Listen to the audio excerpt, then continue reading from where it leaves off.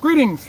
Today's talk focuses on Nikola, rest in peace, based on the information coming from the ability of the semi to now move around the United States freely. The second topic we cover today is the Canada update. Tesla gets a nice win for owners in Canada on their discounts, but there's a loss side of this as well. The third thing we cover today is where is Tesla going in terms of bankruptcy or not, and how this affects you potentially as an owner. This is Greg for Tesla Fan Insight. Thanks once again for joining us. If this is your first time on our channel, please take time to like and subscribe. We're also on Patreon and could definitely use your help in helping to fund the maintenance and growth of this channel. Also note that by watching 10 seconds of the ads that we post, it definitely helps support the channel, so we'd really appreciate your support in that way as well. Today, I'm once again in one of my favorite spots and hopeful that the trains won't interrupt us today. As you can see, I'm back next to the water, and we have the nice boats and hopefully some ducks, etc., visiting us, and we'll give you more of that view after the show. I wanted to point out today that right now, there's an interesting phenomenon that we had covered, and that phenomenon is the fact that with Tesla now routinely having the truck going on long trips from their plant all the way out to Arkansas and other places, it sort of demonstrates the fact that there's an interesting situation going on, which is the bottom line is that this vehicle can go nationwide. This vehicle also has the ability to use a supercharger network if in fact there's no, the vehicle can basically use a supercharger network, which is great because the infrastructure already exists. Now, why is this an RIP moment for Nikola? Excellent question. The answer is that in a forest area, whenever you see trees, there's something called a canopy. And what happens is the tree starts to grow, and then all of a sudden, shorter trees that try to grow there are in a bad situation because there's no sunlight for them to use. In the case of in the case of this situation, the sunlight I'm talking about is the fact that there's a huge problem that's lurking for many owners and people buying trucks and using those trucks on behalf of clients in many ways. And that is, once there's been an infrastructure built, it's easier for those firms to stay within the infrastructure that's been built than to bounce out and bring in new entities into that process. So, for example, in the case of Tesla, if Walmart or UPS builds a mega charger facility for their trucks, Tesla may want to buy trucks from Nikola or Daimler-Benz, but the issue is they've already invested, let's say, $2 million in this mega charger, and they have 100 Tesla trucks. So should they add 100 more or add an entirely new different architecture so that they can deal with trucks from someone else? So I'm mentioning this because what's actually happening right now is Nikola made an excellent point, which is, hey, there's no infrastructure for electric vehicles or hydrogen vehicles right now. Is it possible for us to build it? And now all these other organizations will come to us based on being able to work within our infrastructure. Well, guess what? Tesla is really saying, whether you use the mega chopper or supercharger, we have an infrastructure pre-existing that you can use, and you know what the prices are going to be, the cost to be, locations, you know all this information that you do not know about any other provider, including Daimler-Benz and bigger firms with more money. So as a result, this is an example of how it's my belief that Tesla is starting to close off the oxygen, definitely to Nikola, because all of a sudden that fleet manager is going to have to say, oh, should I try to bounce out to a Nikola truck and hope that they're able to build a nitrogen network at these truck stops? Or do I just go with Tesla? I can get parts all throughout the world, throughout the country. I can get charging all throughout the world, all throughout the country, whether I use my facilities or not. So it's a very interesting situation. One of my viewers yesterday made a comment and he said, Greg, this is all speculation based on the fact that nobody's actually seen fleet deliveries of the Tesla semi-truck to anyone yet. And my response to him was absolutely right. But guess what? 2 years ago, Model 3s were just a picture. They weren't on the streets rolling. So with this truck rolling in front of people, there are a number of decision makers that are they were maintaining an open mind to everybody's products, including Nikola's. But guess what happens? As you see the thing in front of you, as you drive it, as you see that it works, now you're saying, I would love to play with other people's products, but I've already driven this one and it works, and I may own a Model S or X already, or a Model 3, so there's a comfort level that starts to arrive with everyone's decision making, because you don't want to be the guy that goes ahead and chooses another solution and it doesn't work, because now that costs you your job and your livelihood for your family. So as Tesla continues to roll out these Model 3s and subsequently the trucks, I really think that there's an infrastructure issue that's starting to happen, that's starting to close off the daylight for competitors like Nikola. Hence why I started this show by saying RIP Nikola with a question mark. While people are able to get metrics on the trucks and drive them from Tesla, Nikola hasn't decided where they're going to build their plant yet in Arizona. And so I just, if you have to build a plant and then build a truck, that totally makes sense. But what you're doing is you're creating an environment where there's no product out there that customers can drive to know what's happening.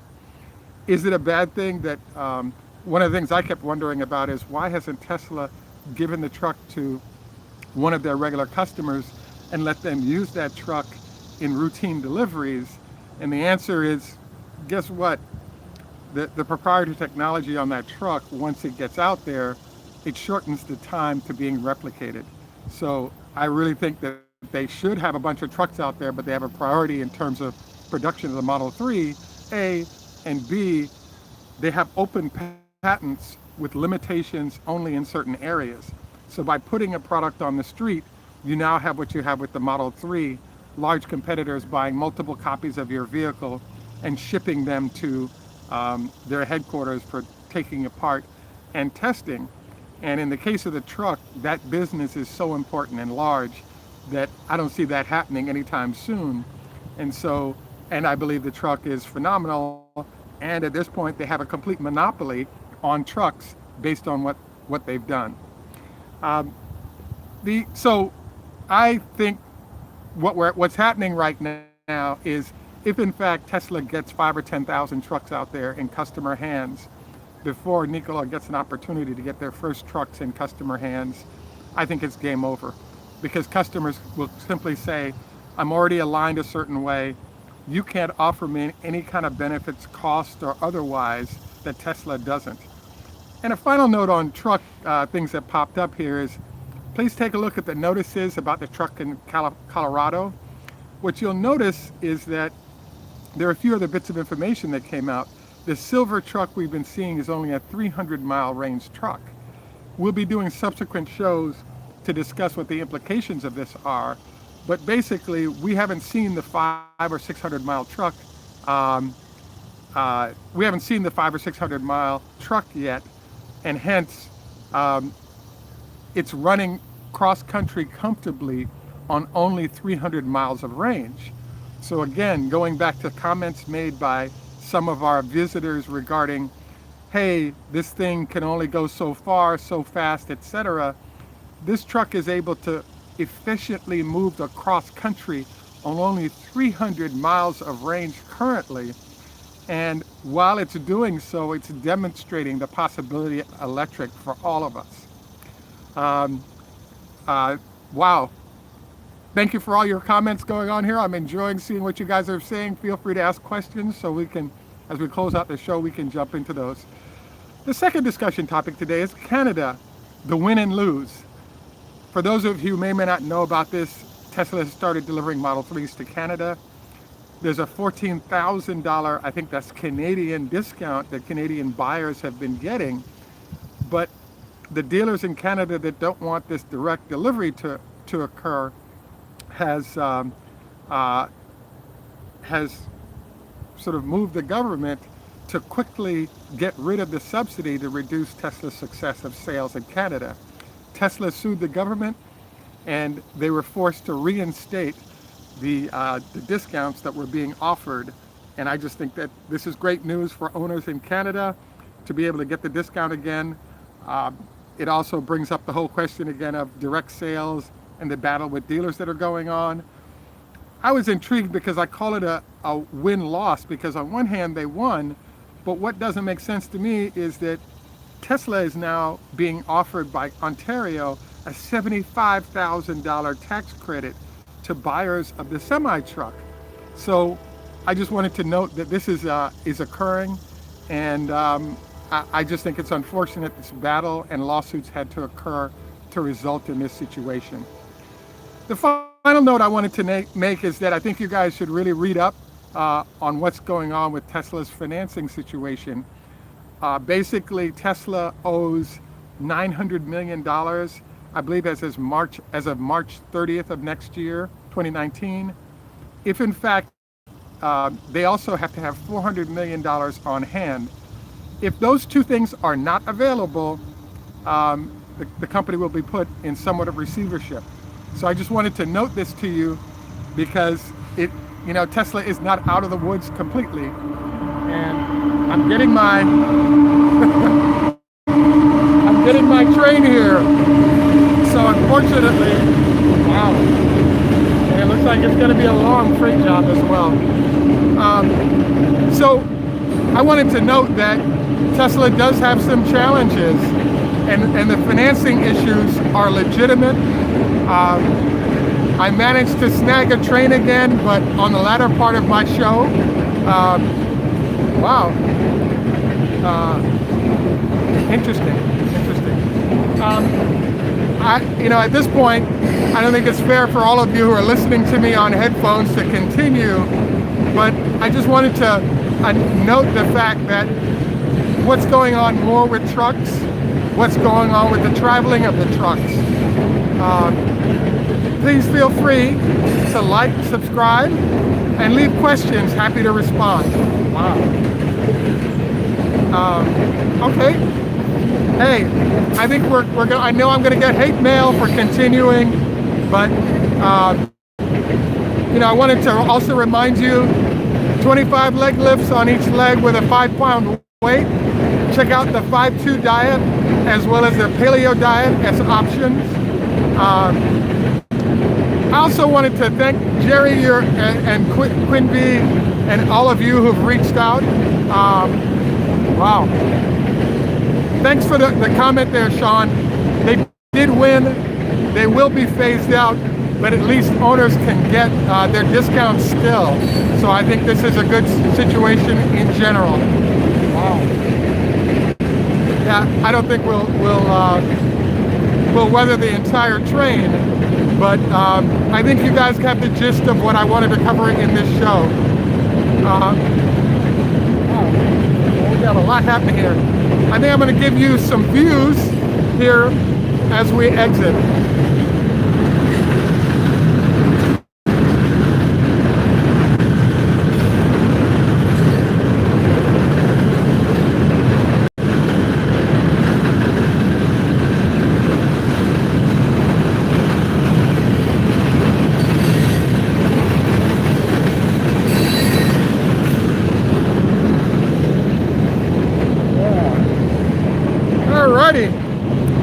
So the final note I just wanted to make is that there's some legit concerns. Hey, great question about the UL certification.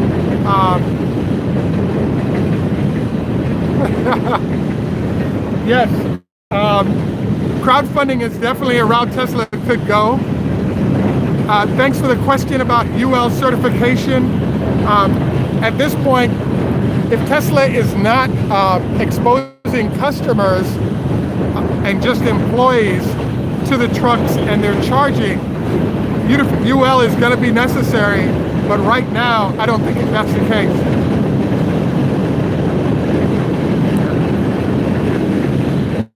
Elon has a lot of wealthy friends, so I don't see them. Wow, it wasn't as long as I thought. Hey, that's awesome. So I wanted to bring up the whole financing issue again at the end of the show. And the reason is that I actually spoke with a venture capitalist in Silicon Valley. And what he pointed out was, hey, I'm a little reluctant to purchase right now because there are a number of bondholders who are acquiring Tesla's bonds. And they're actually headed towards a situation where if Tesla goes into receivership, the people who run the company will change, and so will priorities. So he was concerned about getting stuck with a vehicle that may not be serviced in the same way if new ownership takes over, hence why I chose to bring up the whole issue again of how these bonds are going to play out. So keep an eye out. If Tesla truly gets to profitability on the Model 3, for the next 2 quarters, and you see a rising amount of capital, I think we're in great shape. One other note here I was really surprised by is that right now Tesla has $900 million of their $1.6 billion is customer deposits. So I was kind of surprised to see how much deposits were sitting on their balance sheet in this fashion, which is great. It shows there are a lot of customers that are confident they'll get their vehicles, but those folks could actually ask for their money back if things went bad, therefore dramatically reducing the amount of capital Tesla has on hand. So bottom line is that I think it's worth noting that there are some capital challenges for Tesla to be noted. And you might want to keep an eye on it because right now we're having issues with how service is being done because people can't get parts for vehicles that have been damaged. And the priority is getting those Model 3s out, not on figuring out ways to solve parts issues that customers might be having. So in general, I would say that, it's worth noting. It's nothing to get crazy about, but the fact of the matter is that repair part supplies for Model 3 and others are in short supply. Absolutely, I think they earn interest on those deposits, though, it's a fairly low rate of interest at this point. 2% or whatever it's not a huge amount of money, and they need a lot more of that to, moving forward. The other thing I wanted to note is I drive a lot, and I'm always amazed at those situations. Do you go through the yellow light or you stop and wait for the red? There are all these questions that come up, and if you're a Tesla driver currently, I encourage you to stop at the light, don't go through and all these other things, because any kind of damage and the repair associated with it, I think it's worth noting that babying it a little bit is probably a good idea for your future.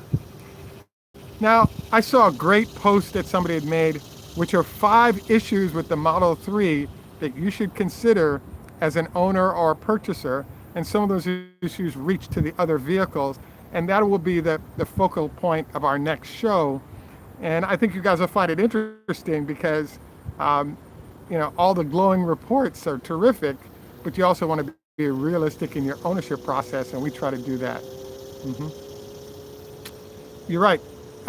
Vehicles under 100,000 in production absolutely have part shortages, so it's a problem for a lot of firms, and it's definitely a problem for Tesla. Well, I have to admit, it's time to make a run for a church service here. I want to thank all of you for saying hello and all of your comments that you shared. In German, tschüss, French, au revoir, Spanish, adios, ni hao ma, Chinese, but that's hello, how are you? Farvel. Thanks for enduring our train activity for the day. And in Jamaica, we say, "Nuff respect, walk good, man." Okay. You're right. That cheap Model 3 is a ways out. Have a great day, and thank you all for joining us.